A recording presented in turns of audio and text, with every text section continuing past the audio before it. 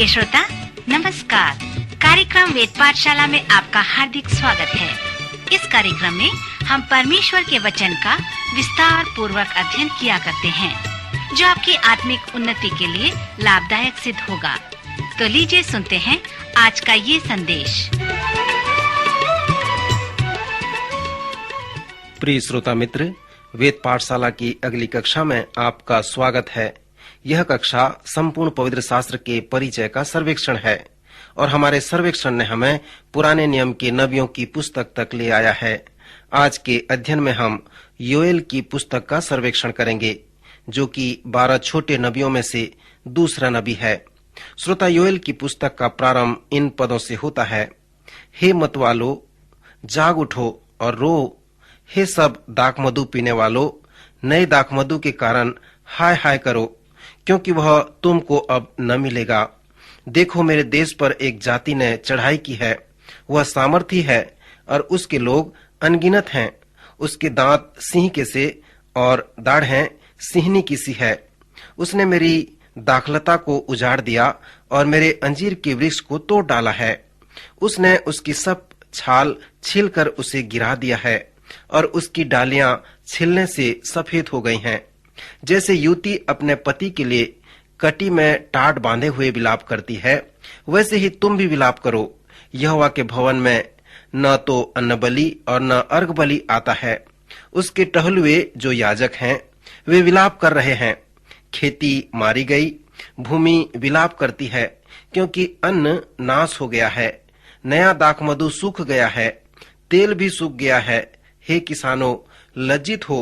हे दाख की बारी के मालियों, गेहूं और जौ के लिए हाय हाय करो, क्योंकि खेती मारी गई है। दाखलता सूख गई और अंजीर का वृक्ष कुम्हला गया है। अनार, ताड़, सेव वरन मैदान के सब वृक्ष सूख गए हैं और मनुष्यों का हर्ष जाता रहा है। जो कुछ गाजाम नाम टिड्डियों से बचा, उसे अरबे नाम टिड्डी ने खा लिया, और जो कुछ अरबे नाम टिड्डी से बचा, उसे येलेक नाम टिड्डी ने खा लिया, और जो कुछ येलेक नाम टिड्डी से बचा, उसे हासिल नाम टिड्डियों ने खा लिया है। योएल के समय को विद्वान 830 बीसी के लगभग बताते हैं और एलिया और एलिसा के समकालीन बताते हैं। इसीलिए योएल प्रारंभिक नबी में आता है और बाबुल की बंधुआई के पहले उसका समय आया है। यदि आप विद्वानों के आधार पे योएल के समय को देखेंगे तो योएल ने बाबुल की बंधुआई को लगभग 200 वर्ष पहले से भविष्यवाणी की थी और उसने पिंतिकुस्त के दिन को लगभग 800 वर्ष पहले भविष्यवाणी की थी। सो यदि वो 800 वर्ष पहले पिंतिकुस्त के विषय भविष्यवाणी करे या 400 वर्ष पहले भविष्यवाणी करे, परंतु फिर भी वह पिंतिकुस्त के दिन का एक अलौकिक रूप से भविष्यवाणी करने वाला है। अब मैं योएल के समय के विषय में नहीं कहूंगा, क्योंकि योएल के भविष्यवाणी का प्रकाशन पिंतिकुस्त के दिन के 2000 वर्ष से भी अधिक का समय है। जैसे मैंने प्रारंभ में योएल के भविष्यवाणी को पढ़ा, जहाँ पर उसने टिड्डियों के विषय में प्रकाश डाला है। उसने प्रचार करके कहा कि टिड्डियों द्वारा जो विपत्ति आई वो यहोवा का दिन है। उसने टिड्डियों को सेना के साथ तुलना किया है। यदि आप टिड्डियों के विषय में कुछ जानते हैं तो ये भी जानते होंगे कि वे सेना की तरह कार्य करते हैं। योएल कहता है कि ये टिड्डियां, ये सेना वास्तव में परमेश्वर की सेना है। योएल दक्षिण राज्य में प्रचार कर रहा है। वह यहूदा के लोगों से कह रहा है कि यह विनाश सर्वशक्तिमान परमेश्वर की ओर से तुम्हारे मूर्ति पूजा पाप के लिए तुम्हारे ऊपर परमेश्वर के न्याय के रूप में आ रहा है। फिर उसने प्रचार करके कहा, यहोवा का दिन यहाँ है, वह निकट है। उस दिन के कारण हाय हाय करो। उन टिड्डियों के दल कार्य करते हैं। उसने कहा, कितना सामर्थी सेना है वह। जैसे भोर का प्रकाश पहाड़ों पर फैलता है, वैसे ही ये बड़ी व सामर्थी जाति है। प्राचीन काल में ऐसा कभी देखने को नहीं मिला। कभी कभी इसे जानना कठिन हो जाता है। क्या सचमुच में योएल बाबुल की सेना के विषय में बातें कर रहा है जो उन्हें जीतने वाला है, या फिर वह टिड्डियों के विषय में बातें कर रहा है? दूसरे अध्याय के 4 से 11 पद में योएल स्पष्ट रूप से टिड्डियों के विषय में बातें कर रहा है। वो प्रचार करके इस प्रकार कहता है, उनका रूप घोड़ों का सा है और वे सवारी के घोड़ों की नाई दौड़ते हैं। उनके कूदने का शब्द ऐसा होता है जैसा पहाड़ों की चोटियों पर रथों के चलने का, वह खूंटी भस्म करती हुई लौ का, या जैसे पांति बांधे हुए बलि योद्धाओं का शब्द होता है। उनके सामने जाति जाति के लोग पीड़ित होते हैं, सबके मुख मलिन होते हैं। वे सूरवीरों की नाई दौड़ते और योद्धाओं की भांति शहरपना पर चढ़ते हैं। वे अपने अपने मार्ग पर चलते हैं और कोई अपनी पांति से अलग न चलेगा। वे एक दूसरे को धक्का नहीं लगाते, वे अपनी अपनी राह पर चलते हैं। शस्त्रों का सामना करने से भी उनकी पांति नहीं टूटती। वे नगर में इधर उधर दौड़ते और शहरपना पर चढ़ते हैं। वे घरों में ऐसे घुसते हैं जैसे चोर खिड़कियों से घुसते हैं। उनके आगे पृथ्वी कांप उठती है और आकाश थरथराता है। सूर्य और चंद्रमा काले हो जाते हैं और तारे नहीं झलकते। यहोवा अपने उस दल के आगे अपना शब्द सुनाता है, क्योंकि उसकी सेना बहुत ही बड़ी है। जो अपना वचन पूरा करने वाला है वह सामर्थी है। क्योंकि यहोवा का दिन बड़ा और अति भयानक है, उसको कौन सह सकेगा। योएल ने परमेश्वर के लोगों को यहूदा में प्रचार किया कि टिड्डियों द्वारा जो विनाश है वह यहोवा का दिन है। फिर वह उन्हें सलाह देते हुए कहता है, परमेश्वर के भवन में उपस्थित होकर उपवास प्रार्थना व अपने अपने पापों से मन फिराओ। रोते पीटते अपने पूरे मन से यहोवा की ओर फिरो और अपने वस्त्र नहीं, अपने मन ही से फाड़कर अपने परमेश्वर यहोवा की ओर फिरो। परंपरा में चलने वाले यहूदी लोग आज भी अपने अपने वस्त्र को फाड़ते हैं और आजकल के आधुनिक युग में शायद वे अपने कमीज के जेब को फाड़ते हैं। सो जैसे योएल सच्चे पश्चाताप व मन फिराव के विषय में कहता है, तो इस प्रकार से वह प्रचार करता है कि अपने अपने वस्त्र को न फाड़ो, परंतु अपने मन ही को फाड़कर अपने परमेश्वर यहोवा की ओर फिरो। श्रोता मित्र, जैसे आप योएल के इस छोटे भविष्यवाणी का अध्ययन करते हैं, तो यह स्पष्ट है कि टिड्डियों द्वारा विनाश के विषय में योएल जो बातें करता है वह यहोवा का दिन है। वो कहता है कि ये जो घटना अभी हो रहा है वह यहोवा का दिन है।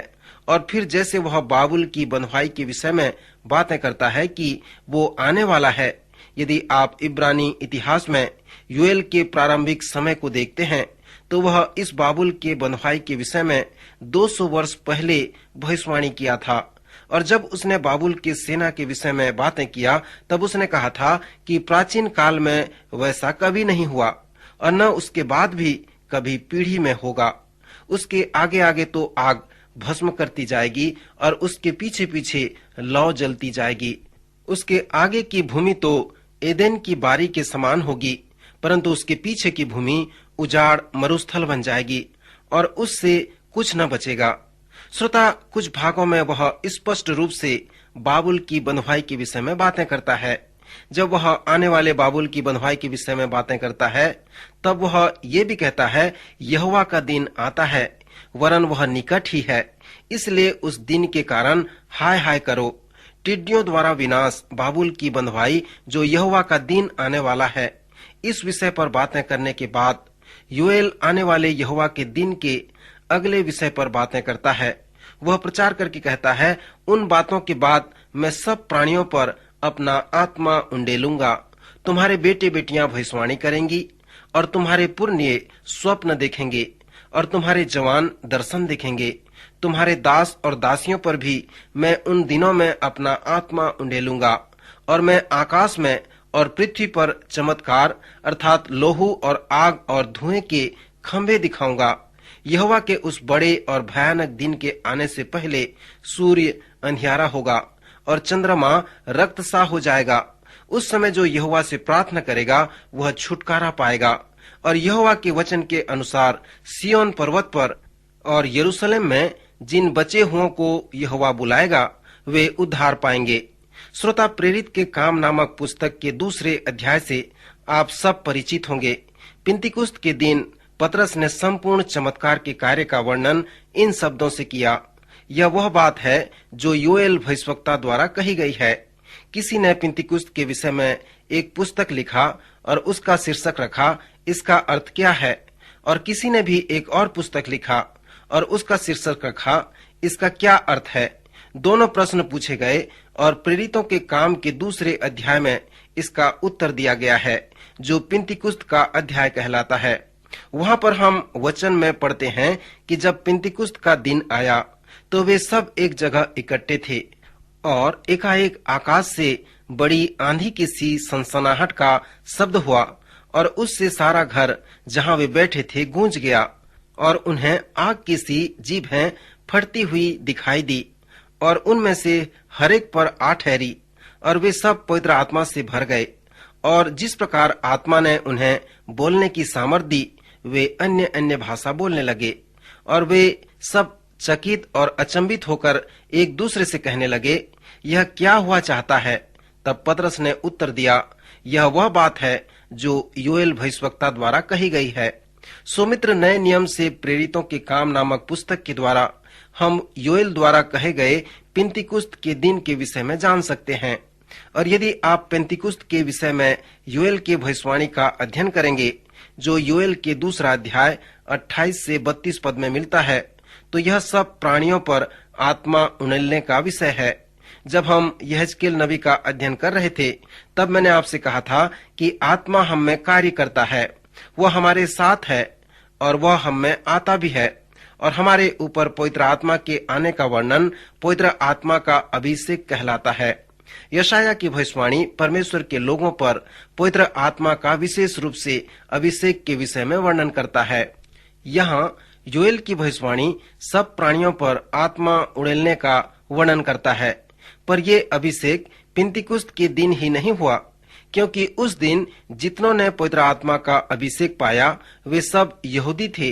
अन्य अन्य भाषा प्रार्थना को निर्देशित करता है, जो पहला कुरिन्थियों उसके 14वें अध्याय 2 पद में पाया जाता है। परंतु योएल द्वारा जो पिंतीकुस्त के दिन का भविष्यवाणी किया गया था, वो सभी वर्ग के लोग वहाँ पाए जाते थे।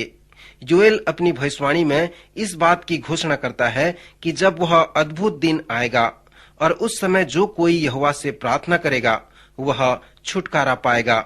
यद्यपि पिंतीकुस्त के दिन 3000 लोगों ने उद्धार पाया, पर यदि आप योएल की भविष्यवाणी को विस्तृत रूप से अध्ययन करेंगे तो उसकी सभी भविष्यवाणी पिंतीकुस्त के दिन पूरी नहीं हुई।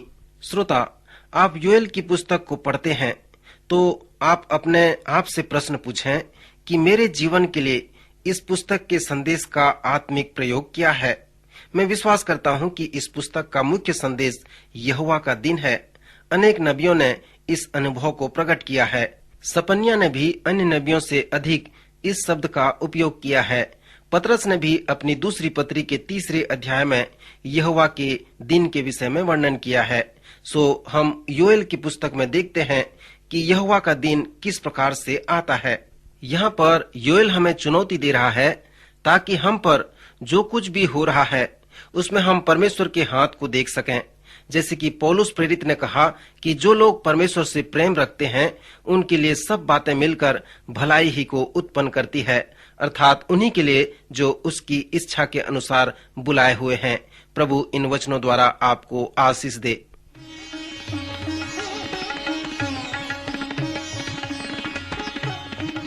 अभी आप सुन रहे थे कार्यक्रम वेद पाठशाला। श्रोता, हमें विश्वास है कि इस कार्यक्रम के द्वारा आपको आशीष मिली है।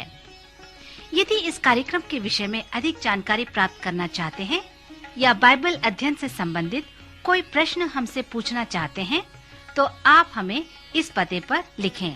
हमारा पता है कार्यक्रम Ved Pathshala, Vishwavani, post box number 731, Faridabad 7, Haryana. तो इसी के साथ आज के कार्यक्रम का समय यहीं पर समाप्त होता है। अगले कार्यक्रम में आपसे फिर भेंट होगी। तब तक के लिए हमें आज्ञा दीजिए। नमस्कार।